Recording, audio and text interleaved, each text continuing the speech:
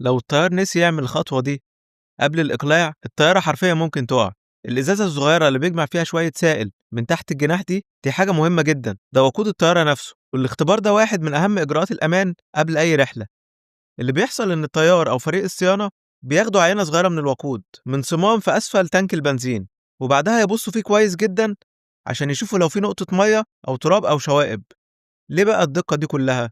لأن نقطة مَيّة واحدة ممكن تتجمد على ارتفاع 30,000 قدم وتسد خطوط الوقود وتمنع وصول المحركات، ولو في شوائب أو تراب ممكن تسد الفلاتر أو تبوظ المحرك نفسه، وفي الحالتين الخطر كبير جدا، أقلها إن الطيارة تهبط اضطراري وأخطرها إنها تقع. عشان كده رغم إن شكلهم كأنهم بيفضوا بس شوية وقود، بس الخطوة دي فعليا بتحمي الطيارة كلها وكل اللي عليها. كل إقلاع آمن بيعتمد على الخطوات دي، خطوة صغيرة على الأرض لكن في السماء هي الفرق بين الأمان والكارثة المحققة. المرة الجاية وأنت شايف الطيار بيستعد للإقلاع، افتكر إن الإزازة الصغيرة اللي بيملوها دي ممكن تكون سبب في إن الرحلة تمشي بأمان. لو عايز تعرف معلومات تانية على الطيارات قُل لي في الكومنتات. وأخيرًا لو عجبك الفيديو اضغط لايك وشير وتابعني وانتظر مزيد. شكرًا.